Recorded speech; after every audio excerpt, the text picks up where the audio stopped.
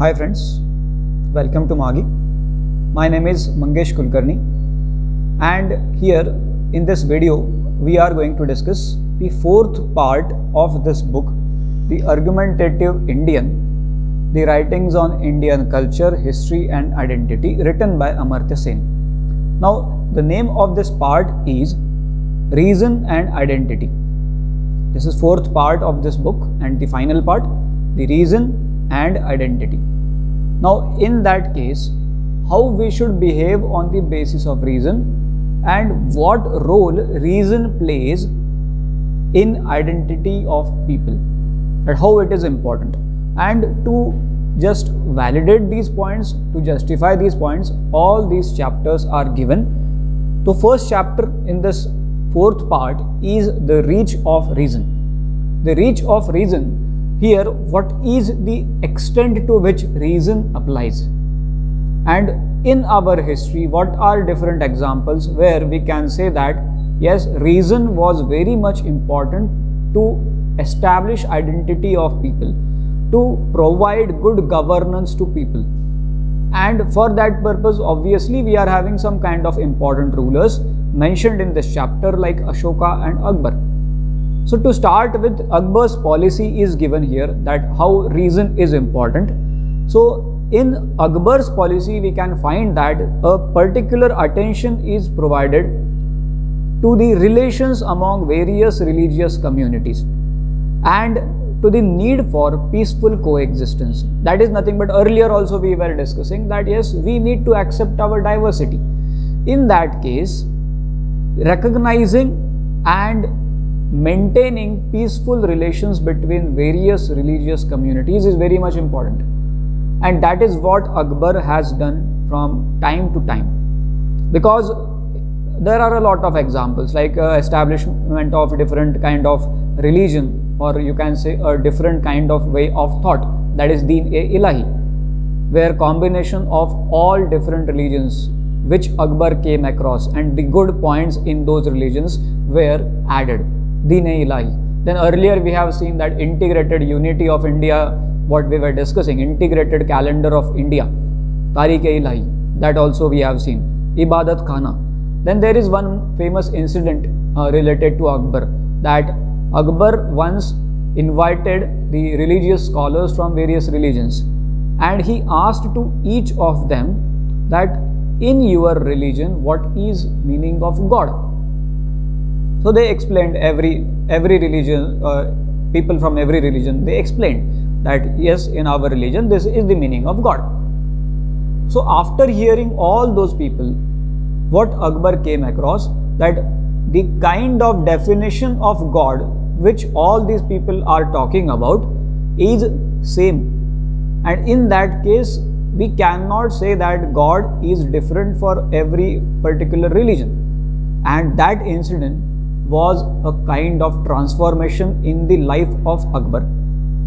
So this kind of rule was there, and in which you will have a lot of debates, discussion, thinking based on, you can say, reason. And this is the crux of Akbar's rule, that why we say that this ruler was having a kind of good governance, because of all these things that he was thinking on the basis of reason.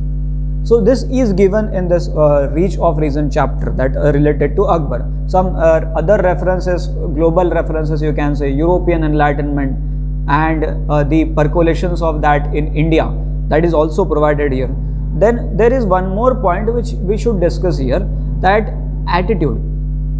When we say that yes, we are thinking on the basis of reason, in that case it is very important for our attitude formation. So that point is specifically mentioned here, that sentiments and attitudes can be influenced and cultivated through reasoning. And if we are going to do that, if we are successful in that, then we can say that the kind of development which we want, we will be on the path to achieve it, because attitude is very much important when we talk about the development of an individual as well as development of a nation. So that point is mentioned here.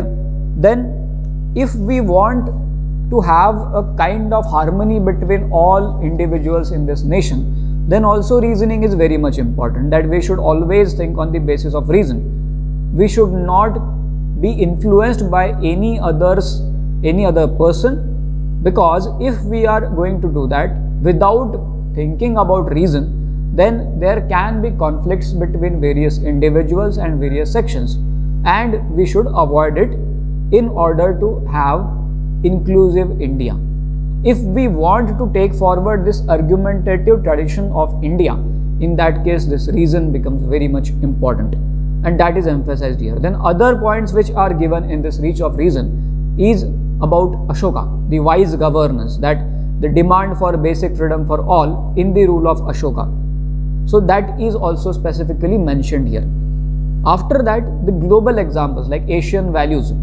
What are our Asian values? That we want to be disciplined, to be in order, we want inclusiveness. These are some different Asian values. And whenever you talk about India as a pivot of Asia, in that case we are at the, you can say, apex of all these values. India being having this kind of argumentative tradition, we are at the apex, we are at the top of all these values. And if we want to, you can say, revive our old traditions, reviving our old traditions means reviving those things which we think that these are good for us, and if we are going to do that, then for sure it is going to help, and that is what specifically emphasized in this book. Then related to Akbar, some more things are given, like how he followed the practice of reason. In that case, we can say that if any particular thing according to Akbar was not just for people, was not good for people, in that case, on the basis of reason, he had taken some decisions, like abolition of jizya is there, then inviting many Hindu intellectuals and artists into his court. Many administrative officers in Akbar's court were also belonging to Hindu faith.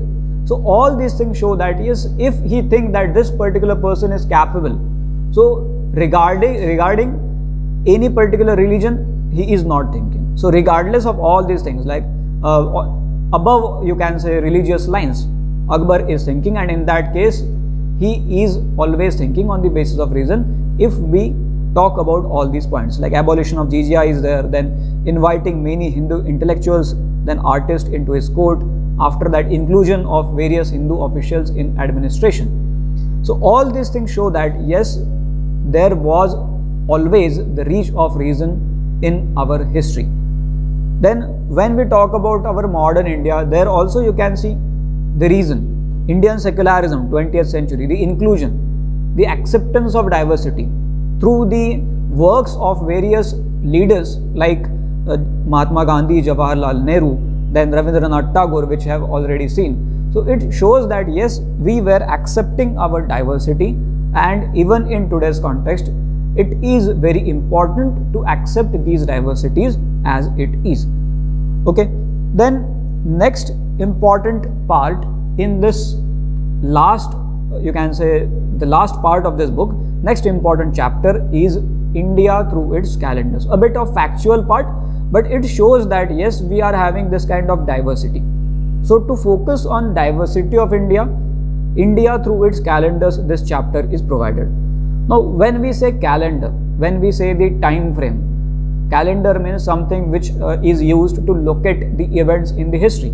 So in that case, the nature, form and usage of calendar, different kinds of calendars are there. Various examples are also given here, that these calendars in particular can teach us a great deal about the politics during our ancient and medieval times, and through that we can also understand how our argumentative traditions developed, how our culture got developed, then how our habit of being talkative developed. So all these things can be reflected in through these calendars also. Then what kind of calendars we are talking about? Some examples are given here, like Kali Yuga calendar is there, then Buddha Nirvana calendar is there, Vikram Samvat, very famous Vikram Samvat calendar is there, 57 BC. After that, Shaka calendar, 72 AD. All these are UPSC questions. Already they have asked UPSC, they have asked question on this. Then Bengali sun calendar is there, then Kollam calendar is there. So different kinds of calendars which show that yes, diversity is there, and with diversity each section or each part of our culture is having its own representation through these calendars. And it shows that, which we were earlier also talking about, like Satyajit Ray, individuality of culture. So here also you can say individuality of culture is very much respected, and so that we are having these different kinds of calendars in this ancient India and medieval India. So this is emphasized in this argumentative Indian. So cultural and regional variation, which we are talking about, that yes, these calendars are expressing cultural and regional variation. One more calendar which we have earlier seen, Akbar's calendar, integrated calendar of India, that is Tariq-e-Ilahi. So these things show that yes, we were having this kind of respect for our diversity, and through that respect we were having different kinds of debate, discussion, and you can say the thinking based on reason. Now to conclude this, the last line which we have taken here, that India has been, like many other countries, both an exporter and importer of ideas, or different kind of trade, both exporter and importer of ideas in our world of continuing global interactions. When we say that debates were going on, discussions were going on, then we also know that these ideas were imported also and exported also. When we talked about India and China, there also we have seen this import and export of ideas. When we talk about mathematics, there also we have seen that how it transferred from India to Arab and from Arab to Europe. So this means that yes, there was export and import of ideas going on. And this export and import of ideas, when we talk about these things, then it is nothing but debates and discussions. And these were important part of our tradition. These were important part of our tradition. So this is the end of this book, that argumentative tradition. In this, from start, if we look at it, then we can understand that the kind of presence of argumentative tradition which is given in this book, the inclusion which we were talking about, that argumentative tradition, it is not related to male dominated aspect. So here we can have different kind of caste, different kind of classes, then a woman, then many examples like Brihadaranyaka Upanishada which we have seen, then other things like democracy and public reasoning that we have seen, the role of women. And when we talk about the development process, we have seen tryst with destiny. Tryst with destiny we have seen. Then in this book, two important personalities which were given, like Rabindranath Tagore, Satyajit Ray. We have seen some points related to these people. Then after that, we have also seen some other things like calendars, some factual data which can be taken for UPSC also. So in this way, all these argumentative traditions are beautifully explained in this book by Amartya Sen. So that is for this last video on this argumentative Indian. So hope you liked it. Thank you.